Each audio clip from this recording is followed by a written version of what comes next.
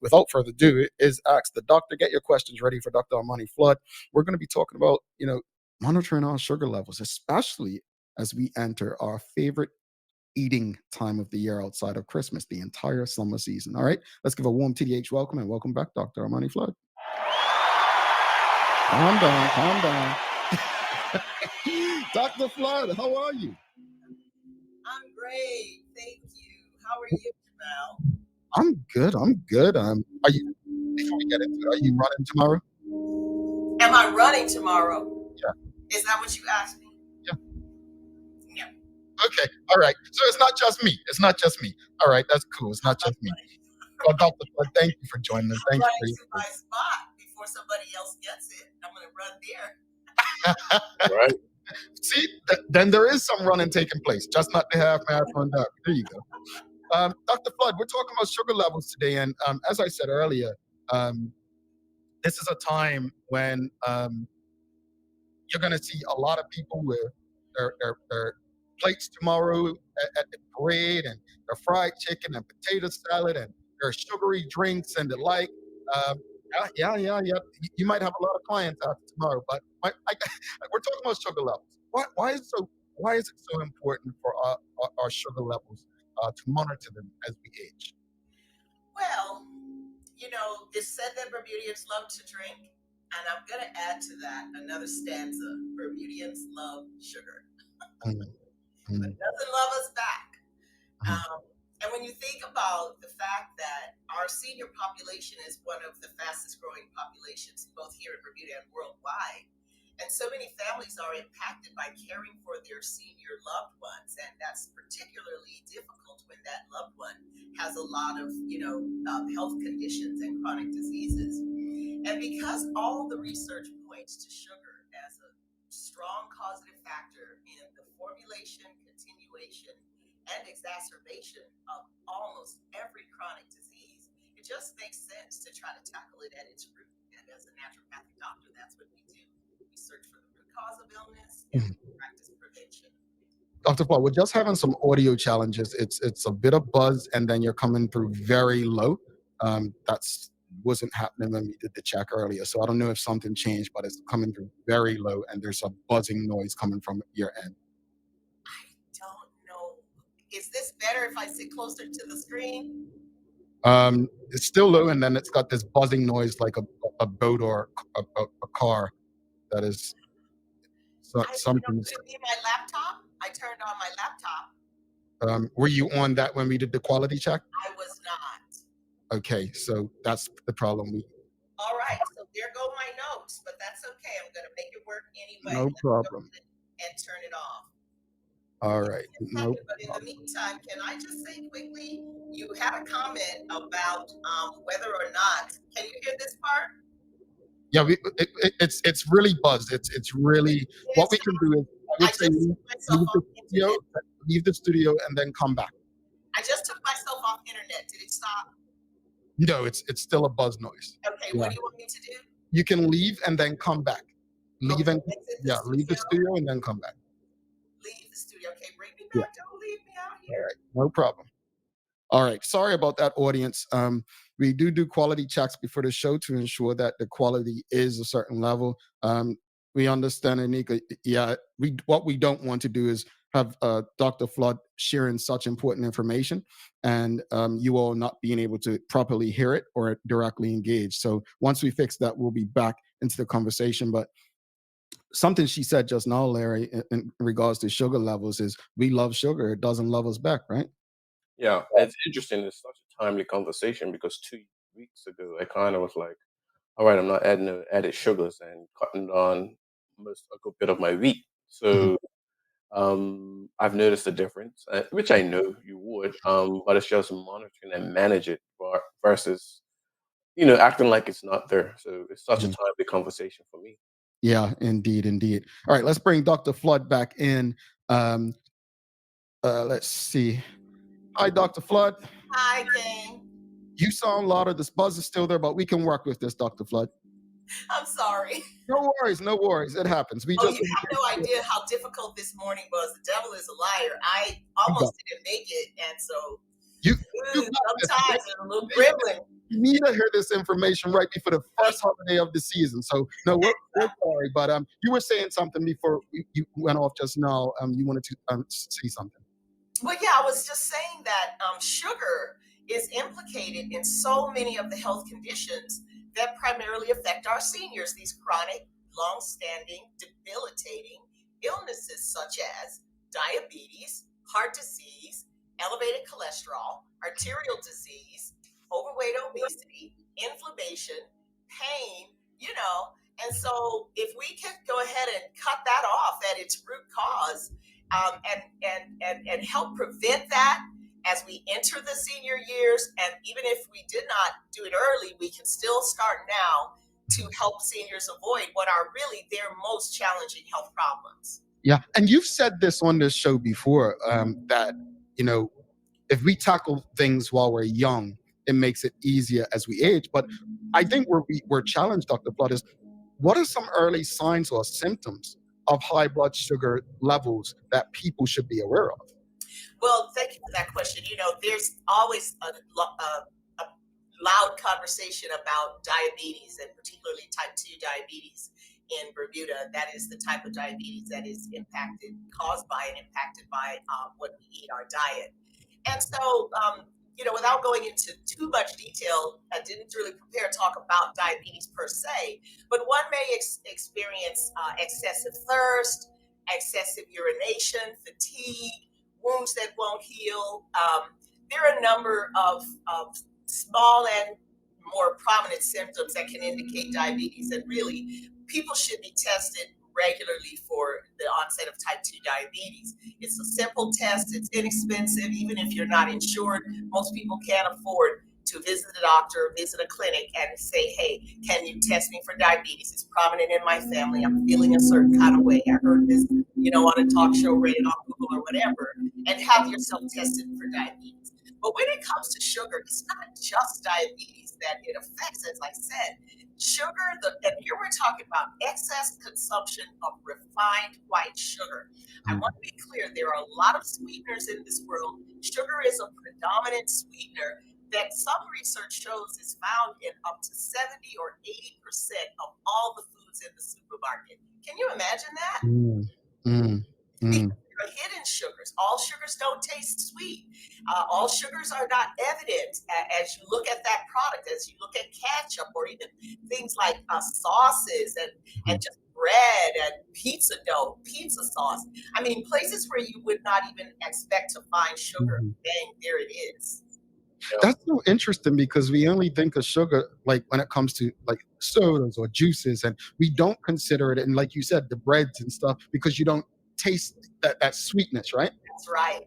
In fact, in most starchy foods, which digest into sugars along the digestive tract, and the body sees them, perceives and processes them as sugars, they don't taste sweet at all. And how many people are carb addicts? You know, hey, the bread is always the first thing on the table. You know, it's present in so many different products and part of the meal, wraps, and all these things that appear to be healthy, but they're carrying hidden sugars all the while. Yeah. So as we age, how do our sugar levels change? Well, the sugar level is going to be dependent on, number one, your health condition. If someone has type 1 or type 2 diabetes, they're always going to be struggling with excess sugar because their body cannot process sugar. Their insulin is not working the way that it should, and they simply cannot process the sugar. So sugar is a very foreign and dangerous thing, as if it's left circulating in the bloodstream. Sugar is a source of energy. Glucose is what we call it in science, and the body uses glucose as its fuel, a source of energy for our cells. But if it's suspended in the bloodstream and cannot make it into the cells due to a lack of insulin, then we have a problem because it's very damaging to our blood cells, to our bloodstream, to our circulating bloodstream. Interesting. So as we age, we're less active, right? Yep. Activity is one way that we burn off the sugar from that we consume. Seniors are less active. Many seniors are inactive, and when we give them sugar, and they just don't have any way of really burning that off. Not only that, but as we age, the problems of aging, as I said, let's just look at inflammation and pain, joint pain, for example, arthritic types of pains. Inflammation is at the root cause of that pain. You know, inflammation is a body's natural response to injury. So here we are with an injured joint, a swollen joint, we can't move, the hands don't work properly, the knees, the ankles, all of the areas that seniors find, problematic. And then they're having sugar and making that problem worse because it does cause inflammation. It does damage blood vessels. So here they are with high cholesterol, with potentially arterial plaques, buildup of cholesterol, slowing down the flow of blood in the bloodstream, and then they're having sugar, which only adds astronomically to that problem. Let's talk about brain and cognitive function. Sugar impairs thinking. We see this when children are eating sugar and all of a sudden they turn into bouncing balls and running around the room. Well, the same thing happens in the brain of a senior who's overdosed on sugar as well. That cognitive decline that they may naturally be experiencing is only going to be made worse. Fatigue. Sugar drains us. First, it gives you this jolt of artificial energy. And we're talking here excess refined white, okay? It is an empty calorie. There are no nutrients in it. And I wanted to mention that sugar, it can really be considered a drug more so than a food. It has the same addictive quality as a drug. People begin to eat it. They find it difficult to stop. They overconsume much more than they want. They just keep reaching for that next Hershey kiss or whatever. Yeah. So with that being said, you said a lot there. How often should older adults get their blood sugar levels checked? Oh, every older adult should be hopefully under the care of their private physician, who's going to be the best person to know how frequently they need to be checked. If someone is controlled, I'm going to give you some blanket sort of standard examples. Let's take the type 2 diabetic. They're generally having their one of their sugar markers called the hemoglobin A1C, HbA1c. They're having that checked probably at least about every third month until at least they reach a healthy number, and then they may be able to have it checked less frequently. If a type 2 or type 1 diabetic is also managing themselves at home and testing their sugar, which they absolutely should be doing, then they may be testing their sugar every day or several times a day, right? So a lot of it depends on where you are. And here at North Shore Medical, we do type 2 diabetes reversal. And when we manage to get our type 2 diabetics to present in their blood testing as if they did not have diabetes with healthy blood sugar numbers, then we may not test them for 6 months. Interesting. So it's really very patient specific, and I don't want to, give it some information that may lead one person to say, "Oh, I don't have to go now." If you're an uncontrolled type 1 or type 2 diabetic, you're going to be testing your blood sugar quite frequently until you get that under control. Okay. So how do other health conditions like hypertension or heart disease interact with blood sugar levels in adults? Yeah, so as I mentioned, because sugar is inflammatory and damaging to the bloodstream, that's going to include damage to the many, many arteries that are found in our heart, right? And so that inflammation, and in technical terms, it causes scarring to the internal areas of that bloodstream, which is a tubular organ, right? When the scarring occurs, cholesterol plaques are more prone to develop along that scar line. And so then as it accumulates, if the person has an elevated cholesterol, that is going to potentially lead to the formation of an actual clog. And then you are looking at stroke, heart attack, or arterial blockages to other organs of the body. Where organs of blood cannot flow in. Where there's no blood, there's no oxygen. Where there's no oxygen, there's no life. So that's how serious it is. All right, audience, if you have any questions or comments for Dr. Flood, please send them through. But Dr. Flood, I've heard some stuff, and you can help tell me if I'm wrong. I heard there's some tips and tricks to kind of, enjoy stuff, but cut the sugar down. Is it true that if you sprinkle cinnamon in sugary stuff, it cuts back on the sugar? No. So I was told a fib. Here's a tip and a trick. So cinnamon, first of all, it is one of the food and herbal plant products that does help manage blood sugar. It has a property of lowering blood sugar. So cinnamon is one of many, many nutrients that can be used to help manage blood sugar. And as I said, there really are a number of them. Um, and so, yeah, and so using that, and guess what else? Sugar actually has a little sweetness of its own, so it may help. I love cinnamon sprinkled on apples, and you can make an apple pie with just the apples and cinnamon without Mm, because okay. as the apples cook down, they yield even more sweetness, natural sweetness. Now, but here's a tip that you can use: having fiber, fat, or protein with your sugary food can help slow its release into your bloodstream from the stomach in digestion. So having a spoonful of plain white sugar, it's going to hit your bloodstream in moments, in minutes, literally into the stomach, into the bloodstream, causing what we call an insulin spike, a quick dump, a rapid dump of a lot of insulin into your bloodstream. And insulin is also harmful as it circulates through our bodies. It's also helpful and harmful, right? We're talking moderation here and appropriate use of these things. So having some fat and particularly having some fiber. So for example, when we eat fruit is loaded with naturally occurring fiber. It may have a commensurate amount of sugar in it than a bun or a small cupcake or something, but that fiber that is present in the fruit is going to help slow the release of sugar so that you have a more steady release of that sugar and a more steady release of your insulin into the bloodstream to manage that sugar. Oh, interesting. Audience, we'll get to you in a second. That is also interesting because I was gonna actually just answer like some people say, be careful of sugary fruits, right? I'm going to tell you another tip that I hear a lot that is also false. People say, "Well, I added water to that can of soda before I drank it or as I drank it. So you still consume the whole amount of soda, but you added some water. That doesn't reduce the amount of sugar in the Right. soda, boo.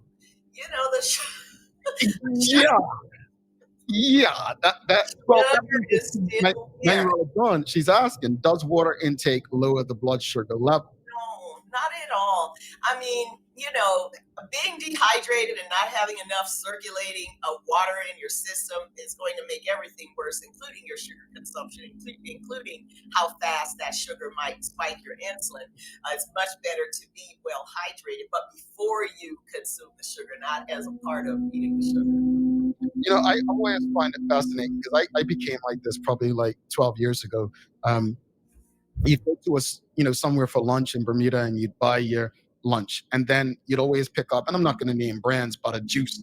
And it wasn't until I was an adult I started looking at the sugars on these juices, and you see how normal it is in Bermuda. I'm nosy now, so I would look like to see what drink people are picking up, and I'm just like, do they know this has like 30, 40, 50 grams of sugar in it, and how bad that is, right? Um, it's not an easy habit to change because, as you said, sugar it's an addiction, right?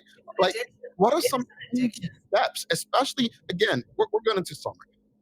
A lot of people have gone from like a lot of the hard liquors, right, especially daytime, to these sweet alcoholic beverages, right? Thinking that it's tastes better and the like.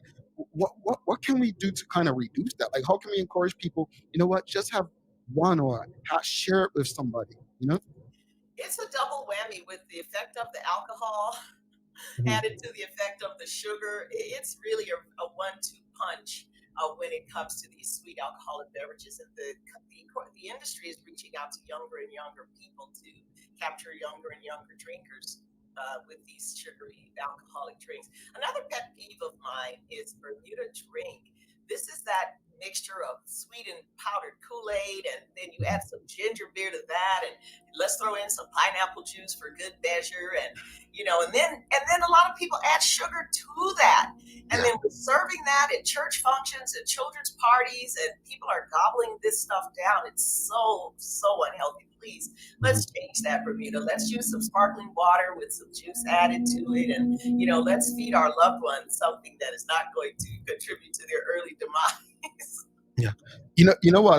I saw something on Instagram, and I don't really watch that, but someone sent it to me. Maybe it's my partner Keitha, and it was a way to make your own ginger ale, right? So you blend your ginger, like in your blender, you put the ginger in there, then you strain the ginger into a glass or container or whatnot.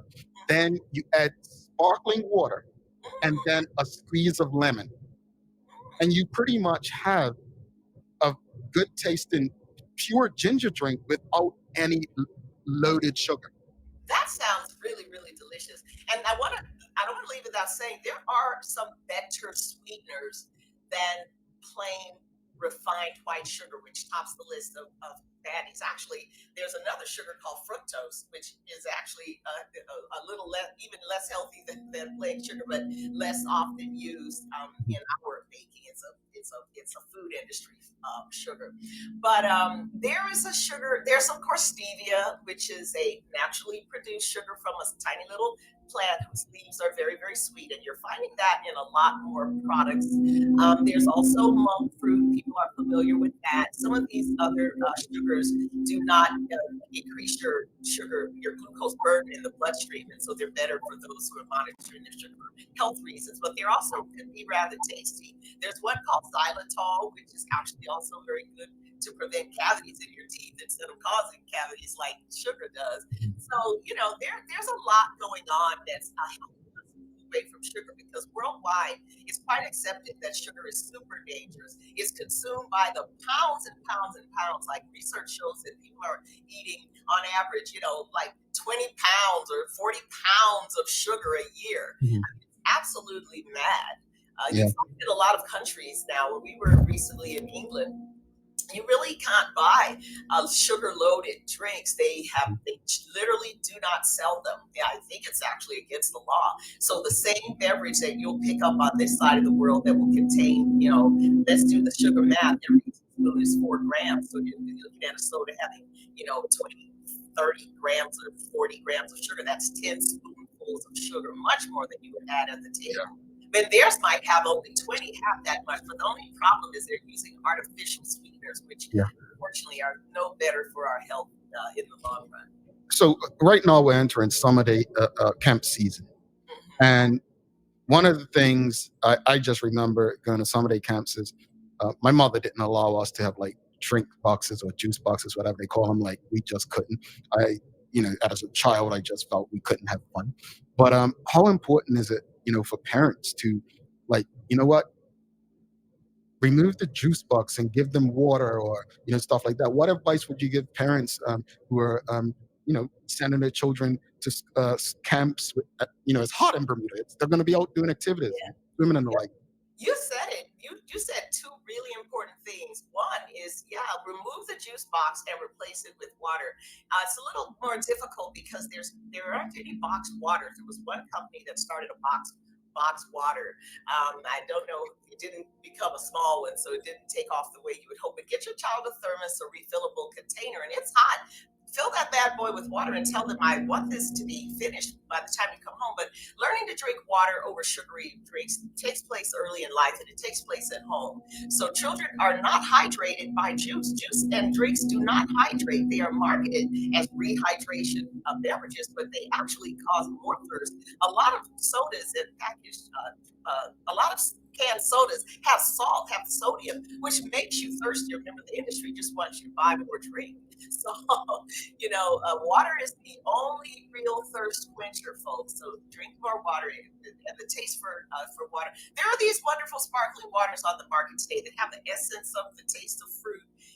Grab that, throw a little spoonful of honey in it if you need to just put enough for them to drink. The more sugar you eat, the more you want. It's an increasing desire as you eat it. So people work their way up to being able to eat a lot of sugar and feel like that's normal. And the same way you can tamper it down by putting yourself on some kind of a sugar detox. We have one, so people can come and chat with me about one that we've used very successfully to help people detox from overeating sugar. And I got a few questions from the audience. Want to get through them. Larry, you had something?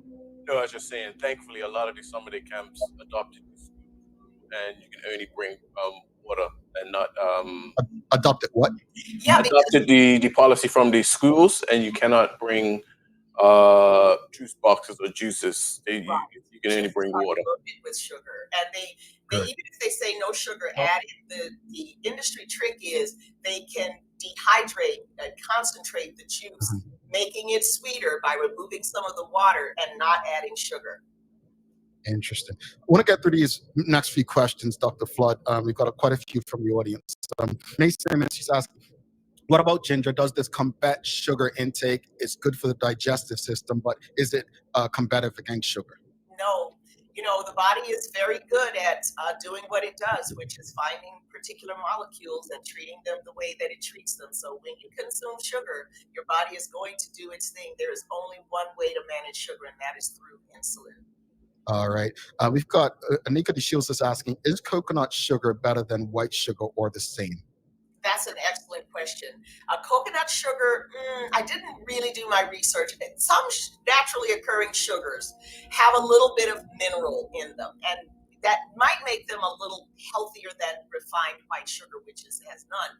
But it doesn't change their sugar content, and products are different. The industry is breeding, hybridizing coconut to create a very, very sweet coconut to use for coconut milk, water, and coconut products in order to have naturally enhanced sugar content. So you really just have to become familiar with reading the label on any package that you have and see if you can determine, that sugar math of 4 grams per teaspoon. All righty. Dr. Flood, they don't want to let you go, but I'm just going to ask you two more questions because I know we've got to go. Stacey Ann Brown asking, are dates a good substitute for sugar? Once again, good question. It depends. Yes, in the sense that a date is a true food, unprocessed whole food. It has natural sweetness. It has some fiber occurring, and it is not going to spike insulin the same way. There's a scientific difference between naturally occurring sugars and refined sugar. It's something called spin. Technically, this is the way the molecule is moving and how your body responds to the way that molecule is moving. And that does make natural sugars safer than refined sugars, except for the diabetic person. The person who is on sugar management must take note of every kind of sugar they consume, and they must count it amongst their sugar quota. All righty. Sugar much better for children. Like if you make muffins or something, sweeten them with ground dates for the children, and that's an excellent idea. Even your smoothies, that's an excellent idea. Okay, Dr. Flood, tell people how they can get in touch with you to learn more, and also maybe for a consultation to come by, because one thing everyone who knows about you knows is you help people help themselves. So how can they get in touch and reach out to you? Thank you for saying that. Come on and see me at North Shore Medical at 7 North Shore Road in Devonshire. Our number is 293-5476. We are on all social media platforms: Facebook, Instagram, TikTok, Twitter. We have a wonderful department of marketing who makes sure that we are available. You can find us. We have YouTube, and we're expanding to add a lot more to our website, our naturopathic wellness website.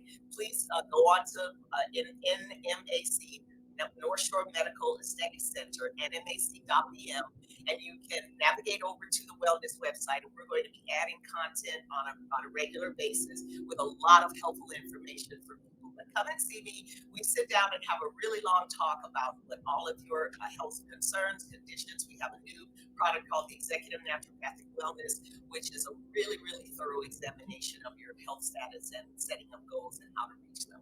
So I'd love to see you.